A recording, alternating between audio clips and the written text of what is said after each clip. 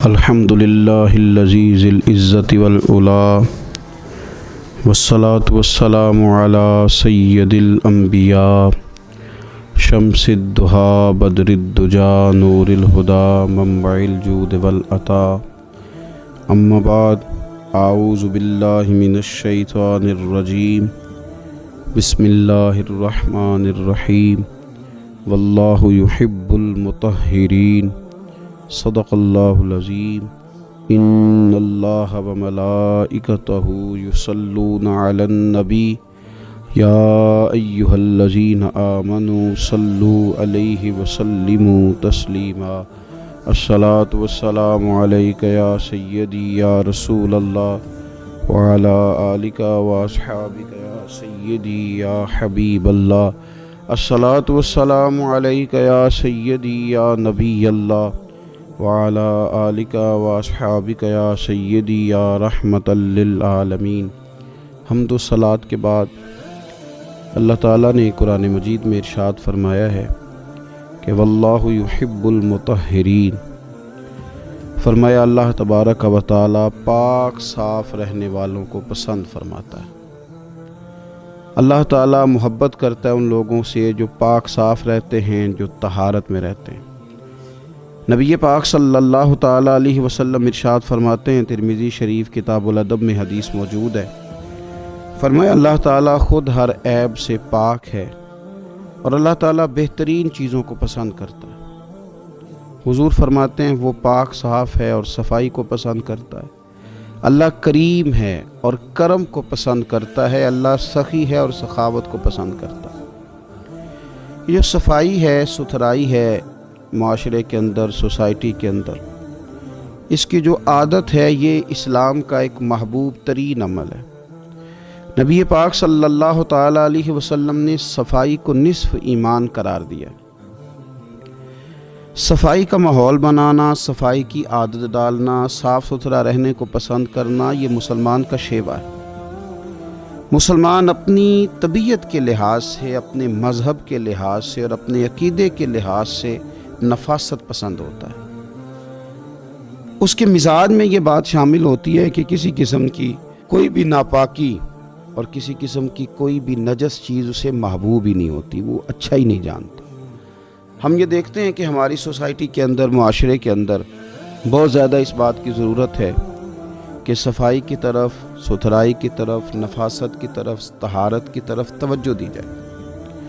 آنے والی نسل کو صاف ستھرے ماحول سے آگاہ کیا جائے اور انہیں شعوری طور پر یہ چیزیں سمجھائی جائیں کہ جو صفائی ہے نا، وہ ہمارے فقط سوسائٹی کا یا ہماری صحت کا یا ہمارے معاشرے کا نہیں، بلکہ ہمارے دین کا بہت بڑا حصہ ہے۔ ہم دیکھتے ہیں کہ بہت سارے لوگ ایسے ہیں جنہوں نے مختلف ناموں کے ساتھ اپنے آپ کو انہوں نے ملا کر کے صفائی سے اپنے آپ کو دور کر لیا ہے۔ کچھ لوگ کہتے ہیں فلاں بندہ بڑا سادہ ہے جی، بڑا سادہ آدمی ہے جی، اس کی سادگی کی کیا صورت ہے جی، وہ کپڑے نہیں بدلتا۔ تو یاد رکھیں، سادگی اور ناپاکی میں، سادگی اور گندگی میں فرق ہوتا ہے۔ فلاں آدمی جی ملنگ آدمی ہے، کیا مطلب؟ کئی کے دن منہ نہیں دھوتا۔ تو بھئی یہ اس کا ملنگ ہونا نہیں ہے، یہ اس کا ناپاک ہونا ہے، یہ اس کا ان چیزوں کو پسند کرنا ہے جن چیزوں کو شریعت پسند نہیں کر رہی۔ دیکھیں رسول پاک صلی اللہ تعالیٰ علیہ وسلم کی زندگی میں جو چیزیں ہمیں بڑی زیادہ ملتی ہیں وہ یہ ہیں کہ حضور کا لباس سب سے زیادہ سادہ لیکن سب سے زیادہ پاک صاف، سب سے زیادہ نفاست والا، سب سے زیادہ حسین۔ آپ سادے کپڑے پہنیں لیکن صاف ستھرے پہنیں۔ آپ اپنی زندگی میں اٹھنے بیٹھنے میں سادگی کو اختیار کریں گے، لیکن پاکیزگی تو جزو ایمان ہے، پاکیزگی تو حسن ہے۔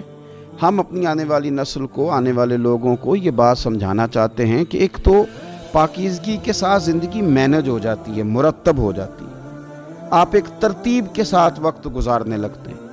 آپ دفتر سے واپس آتے ہیں تو اگر آپ نے کپڑے اتار کر کے پھینک دیے، جوتے اتار کر کے پھینک دیے، تو وہ عادت بچوں کے اندر تبدیل ہو جاتی ہے۔ وہ بھی اسکول سے لوٹ کر کے آتے ہیں تو بیگ کو سمیٹ کر نہیں رکھتے، اسکول کے یونیفارم کو کسی مناسب جگہ پہ نہیں رکھتے۔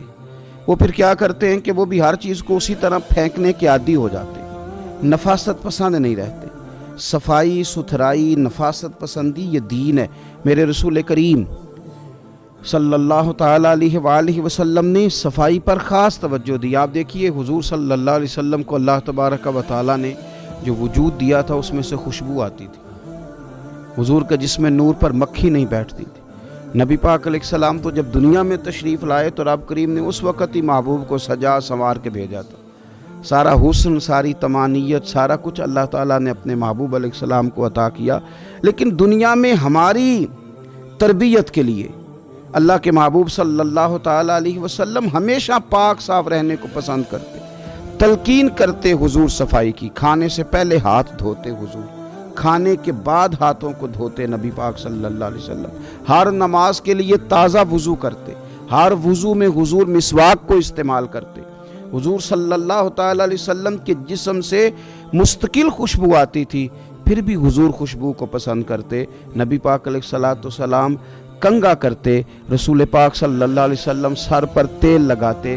نبی پاک صلی اللہ تعالیٰ علیہ وآلہ وسلم نے تو اس وقت بھی، اس وقت حضور کے وصال ظاہری کا وقت تھا، اس وقت بھی حضور نے مسواک کو پسند فرمایا۔ نبی پاک صلی اللہ تعالیٰ علیہ وآلہ وسلم کی طبیعت پر محسوس ہوتا تھا کہ کسی شخص کی جو کپڑوں پر تھوڑا میل کچیل ہے یا اس کی طبیعت پر کوئی ایسی چیز ہے تو حضور اس کو ناپسند کرتے۔ اگر کسی کا لباس حضور میلا دیکھتے نا، کبھی لباس میلا دیکھتے تو مسند امام احمد بن حنبل میں موجود ہے، حضور فرماتے کیا اس کے پاس کوئی ایسی چیز نہیں تھی جس سے یہ اپنے کپڑوں کو دھو لیتا؟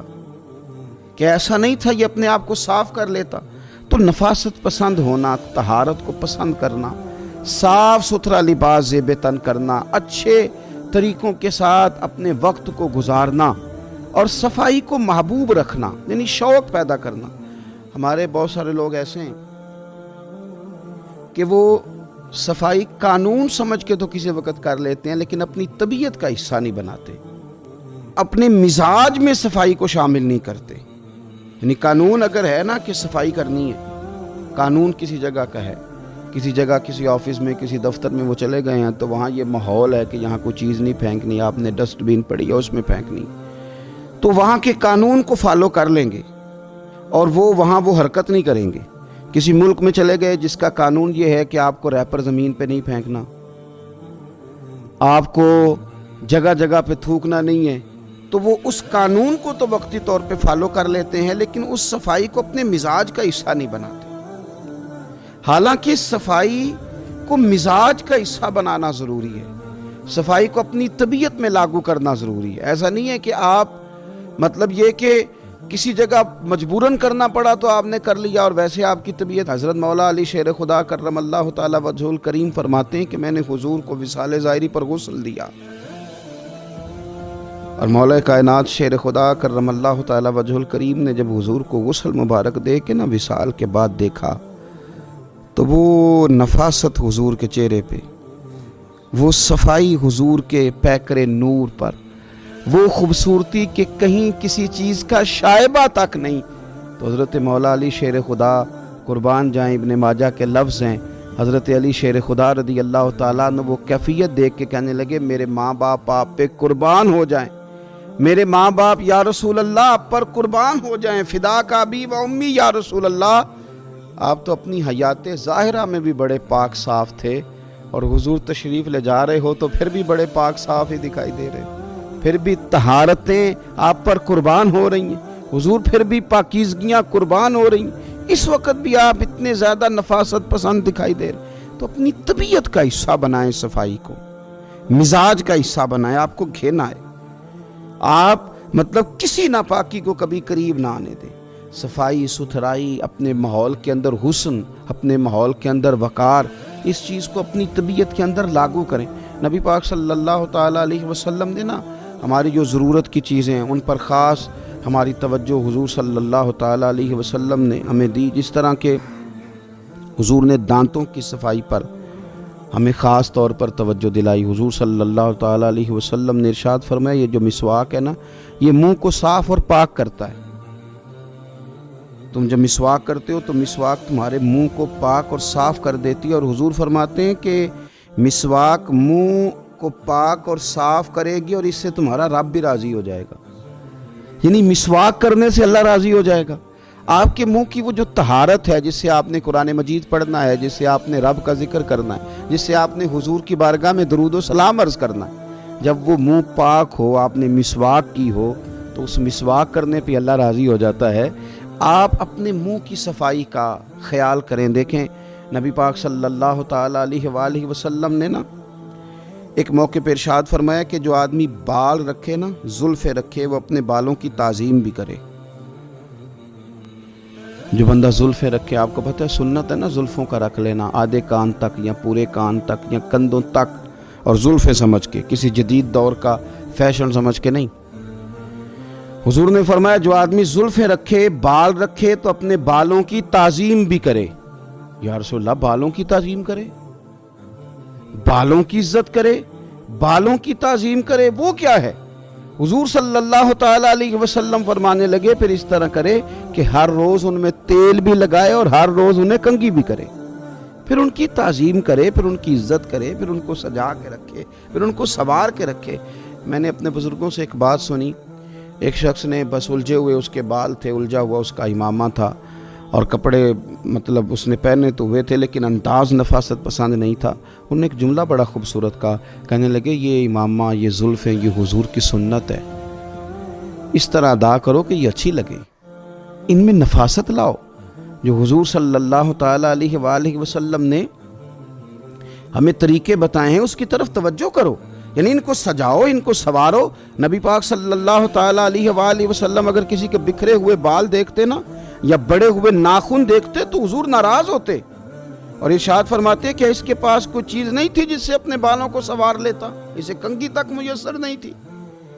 اپنے منہ کی صفائی رکھنا، کپڑوں کو صاف رکھنا، اپنے بالوں کو کنگھی کر کے رکھنا، تیل کے ساتھ رکھنا، اور پھر ماحول کی صفائی رکھنا، اپنے ارد گرد کے ماحول کی صفائی رکھنا۔ جہاں آپ سوئے تھے اس بستر کو اگر صبح سمیٹ دیا جائے، آپ جس صحن میں آرام کرتے ہیں اس کی اگر صفائی کا اہتمام کیا جائے، باورچی خانے کا اہتمام کیا جائے، اگر روزمرہ کی جگہ جہاں آپ کا قیام ہے اس کے صفائی کا اہتمام کیا جائے، تو نبی پاک صلی اللہ علیہ وسلم نے حکم دیا تھا، فرمایا اپنے گھر کو، اپنے صحن کو، اپنی گلیوں کو صاف رکھا کرو، اس ماحول کو آپ صاف رکھیں گے۔ دیکھیں حضور فرماتے ہیں اللہ نے میرے قدم کی برکت سے ساری زمین کو مسجد بنا دیا، یعنی جو فی نفس ہی پاکیزگی ہے نا وہ تو زمین کو حاصل ہے، آپ جہاں بھی نماز پڑھیں گے نماز ادا ہو جائے گی، لیکن اب اس کے اوپر جو ریپر پھینکے وہ ہم نے پھینکے، اس زمین جس کو اللہ نے پاک کیا تھا اس کے اوپر جو غلاظت پھینکی ہے، جو کچرا پھینکا ہے وہ لوگوں نے پھینکا۔ اور میں دیکھتا ہوں لوگوں کو گھن نہیں آتی، گاڑی کے باہر ریپر پھینکتے ہیں، بہت سارے لوگ ہیں گلیوں کے ایک کونے میں وہ کوڑا دان بنا دیتے ہیں، تھوڑا سا سفر کر کے وہ آگے نہیں بڑھنا چاہتے۔ بہت ساری چیزیں ایسی ہیں جو ہماری وجہ سے گڑبڑ ہو گئی۔ نفاست پسندی کا ماحول اگر بنا لیا جائے اور اپنے ماحول کے اندر صفائی کو لاگو کیا جائے تو آپ محسوس کریں گے کہ آہستہ آہستہ معاشرے کے اندر یہ چیزیں بڑھتی چلی جا رہی۔ تو اپنا گھر، اپنا جسم، اپنے کپڑے، ان چیزوں کو صاف کرنے کے ساتھ ساتھ وہ جگہیں جہاں ہم نے عبادت کرنی ہے،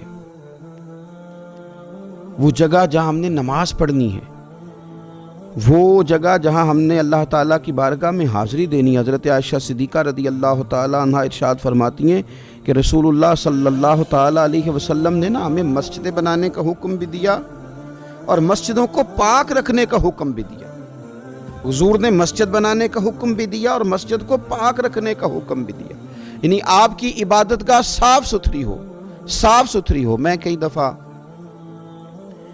لوگوں سے یہ گزارش کرتا ہوں کہ ہم کافروں کا کبھی ماحول دیکھتے ہیں ان لوگوں کا، تو وہ جو دین سے دور ہیں، دشمن ہیں، ان کی یہ کیفیات ہیں کہ وہ لوگ صفائی کا اہتمام کر رہے ہیں، ستھرائی کا اہتمام کر رہے ہیں۔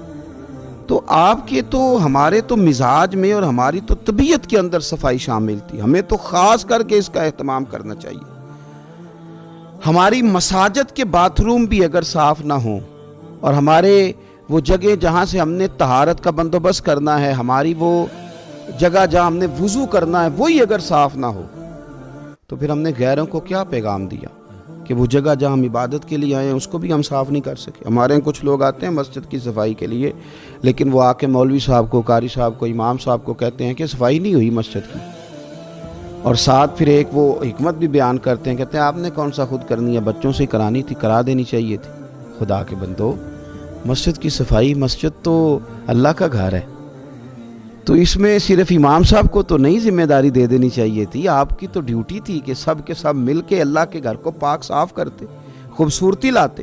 آپ کو ایک بڑی ہی خوبصورت حدیث ملے گی بخاری مسلم میں، ایک بوڑھی عورت مسجد کی صفائی کرتی تھی، نبی پاک صلی اللہ تعالیٰ علیہ وسلم کی مسجد کی صفائی کرتی تھی، ایک خاتون بیمار ہو گئی، حضور صلی اللہ تعالیٰ علیہ وسلم تیمارداری کے لیے تشریف لے جایا کرتے، فرمایا اگر اس کا وصال ہو گیا تو مجھے خبر ضرور کرنا، قربان جائیں۔ وہ خاتون رات کو وصال کر گئی، صحابہ نے حضور کے آرام کے خیال کے سبب خبر نہ کی، جنازہ پڑھ کے تدفین کر دی۔ صبح نبی پاک صلی اللہ تعالیٰ علیہ وسلم نے فرمایا مجھے خبر کیوں نہیں کی؟ اور پھر میرے کریم محبوب صلی اللہ تعالیٰ علیہ وسلم فرمانے لگے مجھے بتاؤ اس کی قبر کہاں ہے، اس کی قبر کہاں ہے؟ تو جب صحابہ کرام علیہم رضوان نے بتایا کہ یا رسول اللہ صلی اللہ تعالیٰ علیہ وسلم یہاں قبر ہے، تو نبی پاک صلی اللہ تعالیٰ علیہ وسلم نے نا حضور ان کی قبر پہ تشریف لے گئے۔ ویسے تو کسی کا دوسرا جنازہ جائز نہیں، لیکن نبی پاک صلی اللہ تعالیٰ علیہ وسلم کو اللہ نے خصوصی اختیار دیا ہے نا، اور پھر وارث نے نہ پڑھا ہو تو دوسرا جنازہ جائز ہے، اور حضور تو وارث ہے نا، ولی ہیں ساری امت کے، تو نبی پاک صلی اللہ علیہ وسلم نے قبر پہ کھڑے ہو کے فرمایا صفحے بناؤ میں دوبارہ جنازہ پڑھاؤں گا۔ ایک تو اس کی قبر پہ جانا اس کے لیے کتنا بڑا اعزاز ہے، اور پھر حضور نے دوبارہ جنازہ پڑھایا۔